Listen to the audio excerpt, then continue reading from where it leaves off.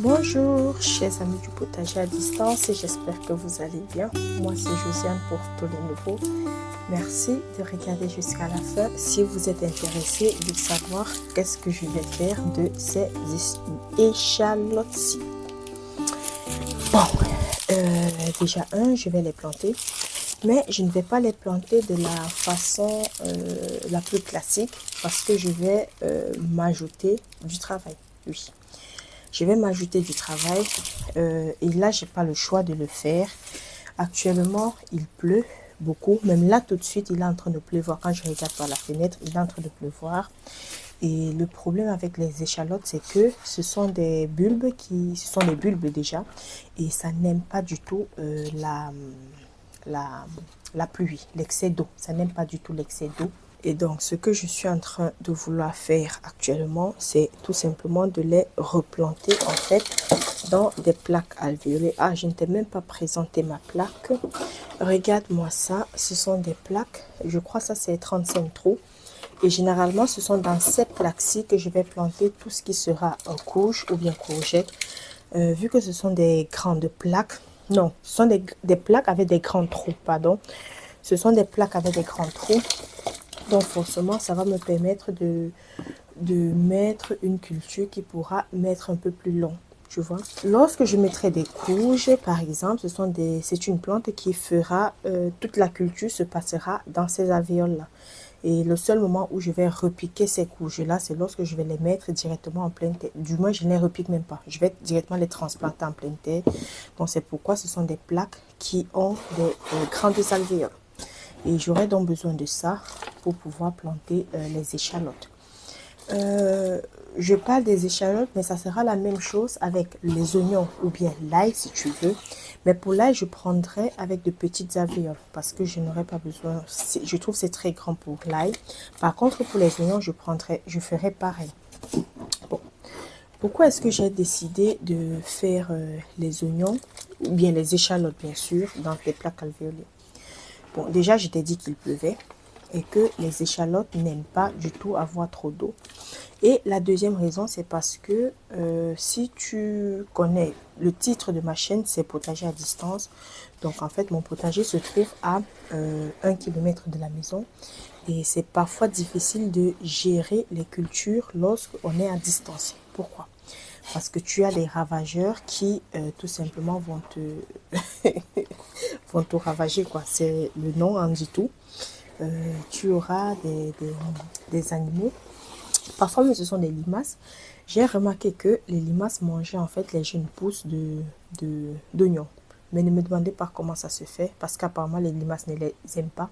Mais chez moi, les limaces les adorent. Quand je dis les limaces ne les aiment pas, c'est parce que j'avais vu dans une vidéo où il y a une personne qui disait que non, ce n'était pas apprécié par les limaces. Les limaces aimaient les épinards, les légumes, bref, les légumes, les laitues et consorts. Mais chez moi, ça, déjà même que le poivron, les limaces en mangent. Donc, juste pour te donner une idée. Et donc, c'est pourquoi je vais mettre ça dans ces plaques alvéolées pour déjà forcer aussi la plante. Non, pas pour forcer. Pour donner de meilleures conditions à la plante de bien se développer avant d'attaquer l'extérieur. Tu vois un peu? C'est ce que j'ai envie de faire. Et aussi, cette vidéo aussi, elle va sortir. J'espère bien que j'aurai déjà mis la vidéo sur le tour, sur les inconvénients d'avoir un potager à distance. Justement parce que dans cette vidéo-là, je t'avais montré ma parcelle. Attends, je vais récupérer déjà ça. J'étais en train de remplir la plaque alvéolée. Et vu qu'elle est pleine, je peux maintenant planter directement là-dedans. J'ai de la chance d'avoir cette bague-ci qui me permet de travailler sans mettre de la terre vraiment de partout. Donc, je disais que dans cette vidéo-là, justement, je t'avais montré la parcelle d'oignons. Et sur cette parcelle d'oignons-là, il y avait pas mal d'oignons qui manquaient. Il y a plusieurs raisons à cela. Selon moi, il y a plusieurs raisons. Et la première raison, selon moi, c'est les limaces qui ont probablement tout mangé. La deuxième raison, c'est possible que le taux de germination était tout simplement bas. tu vois. Donc, ce sont les deux raisons que moi j'ai. Mais je pense beaucoup plus. Je pense que les deux peuvent être liés. Hein. Je pense que les deux peuvent être liés. Allez, qu'est-ce que j'ai foutu? Je crains que les alvéoles soient très petites. Je n'avais pas pensé à ça. Je pense que les alvéoles soient trop petites. Qu'est-ce que j'ai foutu? Bon. C'est vrai que c'est quand même profond, mais si je fais ça comme ça, non, les alvéoles sont petites. Alors, je vais devoir changer mon fusil d'épaule et je vais faire autre chose que j'aime pas trop faire. Bon, quand je dis j'aime pas trop faire, c'est parce que il va falloir que je n'utilise pas de plaques alvéolées, mais que j'utilise plutôt des pots un peu plus grands. Je pense que je n'ai pas de choix. Je vais faire ça comme ça. Mais je suis convaincue que si ce sont des bulbis, tu vois par exemple, attends, regarde ça, c'est quand même assez petit par rapport à ça. Regarde-moi la différence. Si ce sont des bulbis d'oignons, je suis con. Regarde, ça rentre très bien. Tu peux rajouter. Ça peut aller un peu plus en profondeur. Ça rentre, tu vois un peu mieux que ça. Donc, si ce sont des bulbis d'oignons, ça va très bien. Mais vu que ce sont des échalotes, je serai obligée d'utiliser plutôt... Ah, c'est ça le jardinage. Mais bon, c'est pas grave. Il n'y a rien de grave. Il y a pire dans la vie. Allez, je vais chercher. Donc, j'aurais finalement changé. Ah zut. C'est ça ici. Je les avais laissés un peu loin de moi.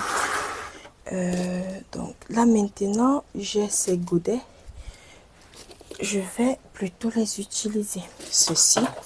Et les plaques alvéolées, je vais ne pas enlever la terre parce que j'ai pris le temps de mettre ça. Je vais laisser ça comme ça et je vais planter dedans, je sais pas trop quoi. Mais je ne vais pas retourner ça.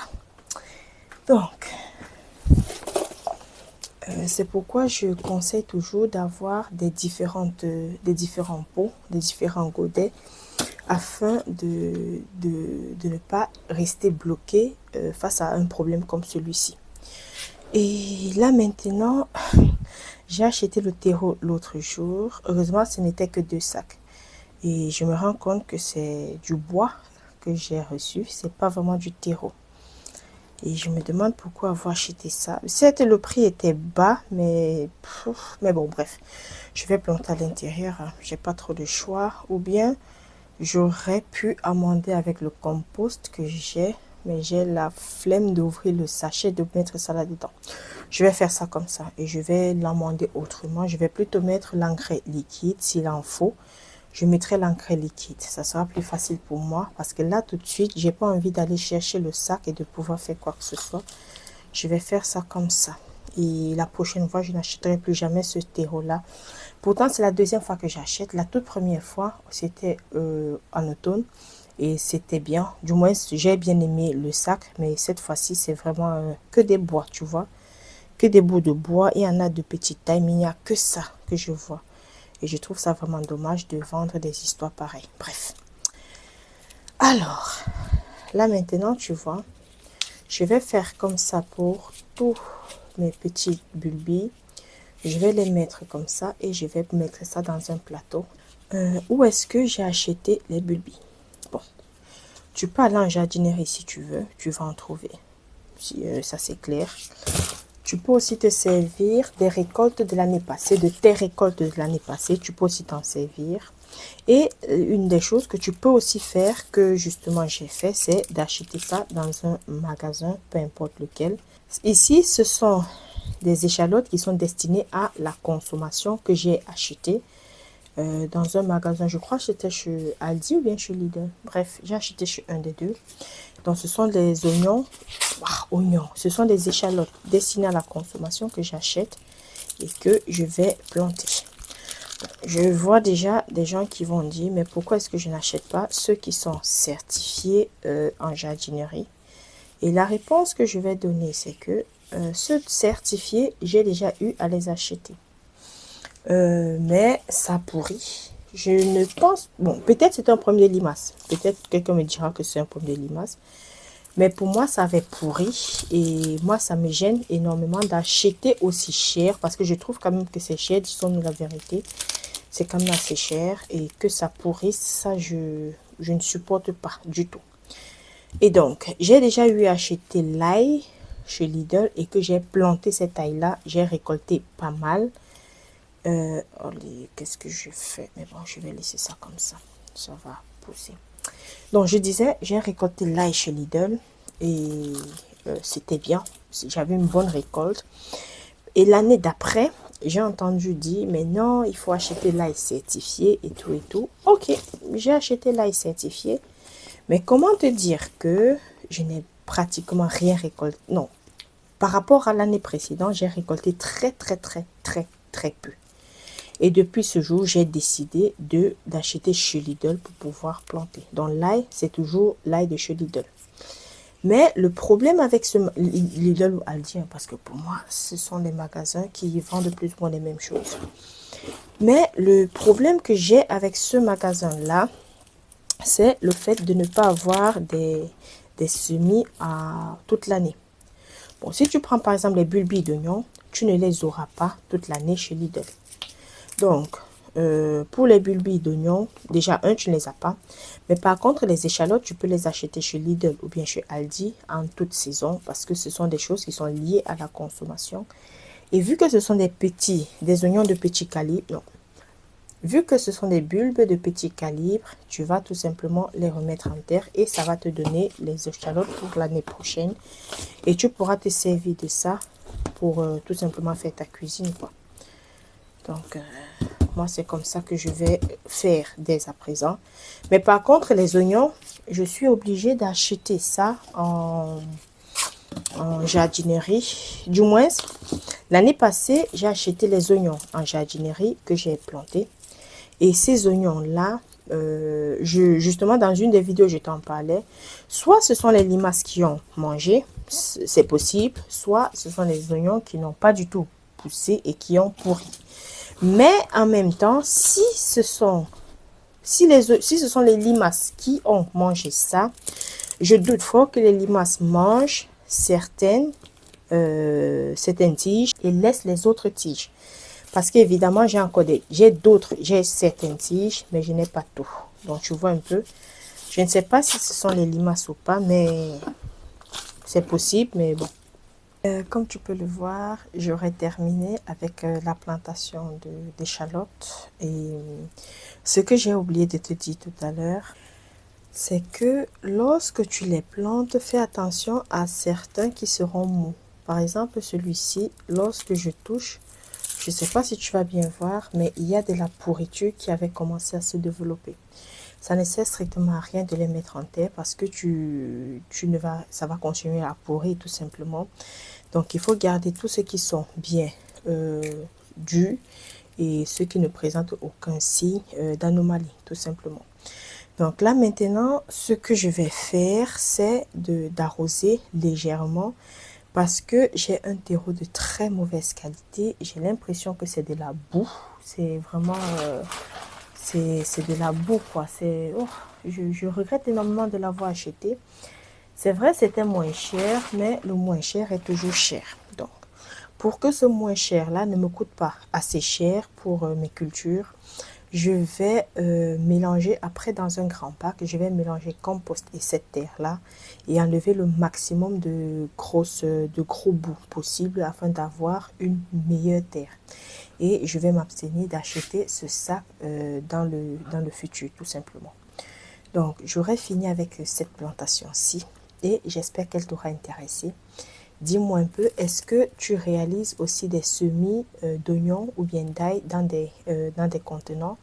Parce que oui, moi, j'ai pas le choix. Je commence cette année à le faire, mais les années antérieures, je faisais toujours en pleine terre et c'était toujours un jeu de loterie. Donc, cette fois-ci, je vais les garder dedans. J'espère avoir un taux de germination de 100%. Normalement, ça devrait être le cas. Et après avoir fait ça, je vais les mettre au potager. Ah, j'ai dit que je les garder à la maison. Non, non, non, c'est pas à la maison du tout. Ça ne sert à rien de les mettre à la maison. Je vais plutôt les laisser sur la terrasse, à l'extérieur de la maison, bien sûr. Et je vais tout simplement éviter que l'eau stagne dans les bacs. Parce que s'il y a de l'eau ici, c'est mort, quoi. Donc, il faut faire attention à cela. Mais même à l'extérieur, ça va germer sans souci. Donc, ça n'a pas besoin de chaleur, en fait, pour pouvoir se développer. Il faut tout simplement qu'il puisse y avoir l'humidité et ça va germer, tout simplement. Donc, fais attention à la quantité d'eau que tu vas mettre sur tes bulbes, sur tes bulbes, parce que sinon, ça sera la cata. Merci d'avoir regardé jusqu'à la fin et on se prend dans une prochaine vidéo. Merci et au revoir. Ciao.